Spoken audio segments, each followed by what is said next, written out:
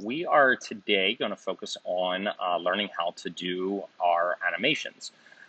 So animations are going to kind of step us into stop motion after the fact. After we're done, we just have a couple projects with this, but they're really important to kind of learn if you want to learn how to do the basics of animation. And as I said, it really lends into teaching us how to do stop motion in the future. So one thing that you have to pay attention to is what frame rate is. So frame rate on a normal video is either like 24 frames per second or it's actually just under 30, but let's call it 30 frames per second for like HD videos. Now, when we're talking about a stop motion, that's when we get down to like 12 frames to 14 frames per second. Animations can be around the same as well. So we don't need nearly as many frames per second. In our language that we've learned so far this year, we talked about layers and how we would manipulate the layers. Well, the layers in this case are going to be our frames. So what I want you to do is I want you to start a new project. It's going to come up here. We're in web. You're going to scroll down and you're going to pick the one that says FHD with the 1080p there. The reason why is we want a nice full screen image, so then this way our shapes are real nice and smooth. You're gonna hit create here, and it's gonna put on the screen what's in the background. I'm just gonna hit cancel because I already have it ready. Now, you may say, hey, how'd you do all these blocks? So the first thing I did is I hit view, and then I did show grid. After that, I went into grid and access manager. I clicked the one that said basic, and I changed the spacing to 32. Because basically what it is we want to use these lines that are here in order to show us where exactly we should be moving our things down. We can use them as like almost like counters for us. You'll notice that I have my snapping on, so you can see these three things are all clicked. You'll understand that in a little bit when we start putting stuff on here. So I'm gonna come down here and I'm gonna put a ground, because what we're gonna do today is we are going to drop a ball, but this time when we drop one, it's going to be considered a bowling ball. So it's going to be a very hard object, and what's going to happen is it's just going to kind of hit the ground and just like plop there. So I'm a person, I really like symmetrical things. So you can see I count at 1, 2, 3, 4, 5 blocks over. So when I'm over here, I want to make sure that it's 5 blocks. 1, 2, 3, 4, 5. Now I'm going to hold shift, and you can actually see it on the screen already. See that yellow bar that's going across? What that's doing is see how I'm like bringing my my mouse down, and the line is still staying horizontal. That's just going to help make sure that the line that you're creating is straight. Obviously, as we learned before, when we do lines, we need to add some thickness to them, otherwise they don't appear.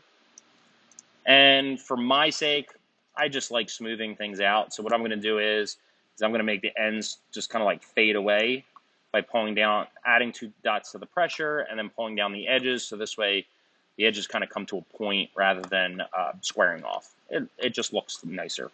Doesn't necessarily have to be an obligation for you to do, but it does help. Okay. Now, after you do that, that's your base layer.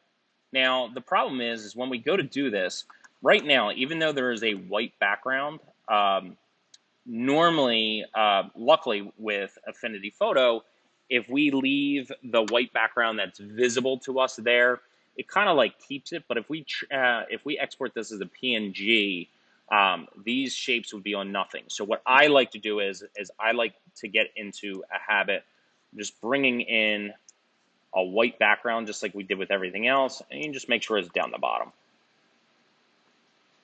All right, so the next thing is we're going to create a bowling ball. So the first thing we're going to do is I am going to make the shape. Now, again, I'm going to hold shift because you can see if I come over here and move down, it kind of like makes an oblong shape, which will be important later on, but we don't need it right now. If I hold shift, notice that it makes it perfectly circular for us. I do have to drop the pressure off because I added it to the line there, and it continued to use it on this, but I don't want it on the bowling ball. I'm going to reset that. Now, the other thing is that's important is we want to put this bowling ball here, but I like to, for the purpose of thinking about this in the future, I like to try to make sure that my size is actually even for my object. So I have our ellipse here, and let's make this a different color. Let's change that to colors. Notice some other swatches. I'm going to make this a pink bowling ball. Now you can see the grid kind of like overlays on this, but when we turn the grid off, it'll disappear. If you want to be fancy, you can add in your holes for the fingers. Oops. It'd be something like that. They would be filled in. So what we would do is that we would make sure that the outline and that are both the same color, being black. And I'm going to bring this line all the way down because I want this to not move, and I want this to be all the way down the bottom. Now I'm going to hit lock on this so it stops moving, and same thing for that. This will keep it in place on the screen, but we can still actually change the order in the layers panel, so you just have to be careful. Now these guys, I'm going to group them so then they stay together. But what I want to do is as I said, I want my width of these to be even. Now, you got to find your transform panel. So what we're going to do is we're going to go up to View, Studio, and make sure that Transform is checked. If you don't have it checked, click it, and it'll pop up on your screen, and you just got to make sure you tuck it in with one of the other panels. If you do already have it checked, it means that it's in one of yours, and you may just have to find it. If you really can't find it, just go to Studio and hit Reset Studio, and it'll put all of your panels back to the default. Okay, so the reason why I have this is these are linked together, or actually right now they're unlinked. I'm going to link them, and I'm going to make both of them 200. Now, because it was a perfect circle, when I get done this one and I click off of it, the other one is going to be also 200 as soon as I click off of it. If they were not linked like that, they wouldn't change together. That's important later on when we make the elastic ball, where we want the height and the width to change independent of one another. That'll be important to uncheck in the next project. Okay. All right. So what you're going to do is you are going to put your ball in the center of the screen. Notice that you should see kind of like that green line that tells you it's in the center. And what I'm going to do is I'm going to pull it off the screen. Okay. Now we're going to use the magic of Affinity in order to make this ball drop and hit the ground and just plop right there. Okay. So what we are going to do is I am going to, as I said, right off the screen, I'm going to hit Command J. So the first one was off the screen. I'm going to hit Command J, and then what I'm going to do is I am going to hit Shift and then down. And then I'm going to do it until it's lined up. I had to do it 3 times. It's very close to that line. I'm going to make it perfect. So that's going to be our first one. Okay. Now what I'm going to do is I'm going to hit Command J again. And this time I'm going to move it directly to that line. Holding Shift, I'm going to move it right down to there. Now, that's going to be really tedious if we have to keep doing that. Now, because I just moved that and I didn't touch any other button, I held Shift, I moved it down, I let go of the mouse, then let go of Shift. I didn't touch anything else. But now if I hit just Command J, notice it will move it automatically for you to the next line. Now it's keeping all those others visible. And you're going to just keep doing this until it hits the ground. Okay, so now it has hit the ground. We're going to make it seem as though it hit the ground and then made a thud. So what we're going to do is we are going to add lines that are essentially representing that thud. So I'm going to add a line, add it here. I'm sorry, I don't need a pixel layer. That's my fault. I'm going to actually do this with the pen tools here. So what I'm going to do is I'm going to start just a little off of this, and then I'm going to kind of go up as at a diagonal, and switching it to line segment mode would make your life easier, and I forgot to do that. So I'm just going to make some lines that make it appear as if it made a noise. Now, to make my life easier, I'm going to highlight these three. Remember, you can click the first one, hold shift, click the bottom one. We are going to go to layer duplicate. Command J is also the same thing. We are going to change to the move tool. It's important that you do that, otherwise this next step won't work. We hit arrange and flip horizontal. And then we're just going to move this to the other side. All right. So now you have all of the elements.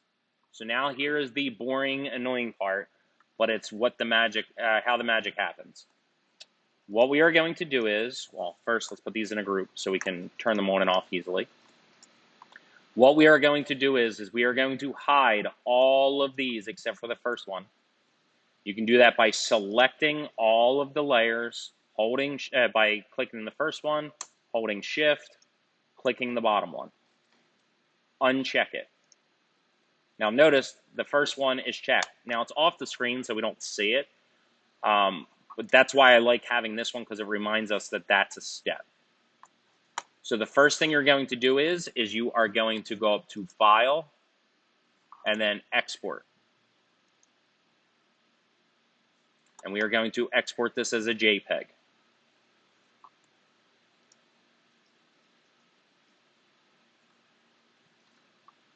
Now I'm going to hit New Folder here, and I'm going to call this Ball Drop 1, because that's going to be the name of the assignment. So I'm going to hit Create. It's going to open that for us. We're going to call this Frame 1. Actually, if you just hit, just type it as frame, actually, what will happen is the next time you save this, it'll automatically add a 1 after it. And then when you save another copy, it'll add a 2 after it, and so on and so on. So you don't have to worry about numbering it. So let's just name this frame.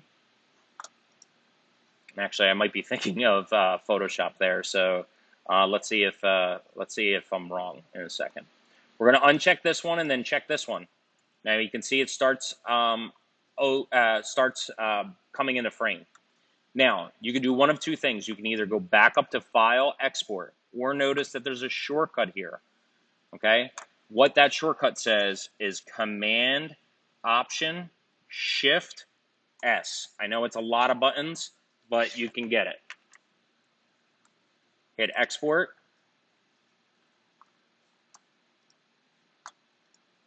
Let's see if I hit Save. No, I got to add the 1 by myself. Okay. The reason why I'm having to click on this to get the word frame written there is because I didn't save the overall project. So you might want to do that to make your life a little easier. Okay, so I'm going to uncheck this, and so on and so on. All right, so after I didn't hit enough buttons there, you should have the, there it goes. You hit export. This time it's frame 2. And you are going to do this until you get all the way done. Now, unfortunately, because I'm using a different program to record this, I can't pause this video and continue on. So in the next video, you're going to see how this looks at the very end. So I'm going to just show you one more thing. So clearly, we're going to go all the way down to the bottom. Okay. Now, when you get to the bottom, the ball is going to hit the ground. It's going to make a noise. You're going to want to do one more thing. After you get this, it hits the ground, you export an additional one where the ball is on the ground with the sound. And then what you're going to do is you actually are going to hide both of these, go back 1, so it hits the ground and then bounces up slightly. and then you are going to do another one like this, and then it's going to stay on the ground with no noise. Okay, and then what you want to do is we're going to wind up copying this blank one where nothing else is on it a few times to show that it just kind of like sat there and did nothing. Some people were fancy last year. They actually had it roll kind of like a little bit afterwards as it settles, but you don't necessarily have to do that unless you want to kind of like show off your skills.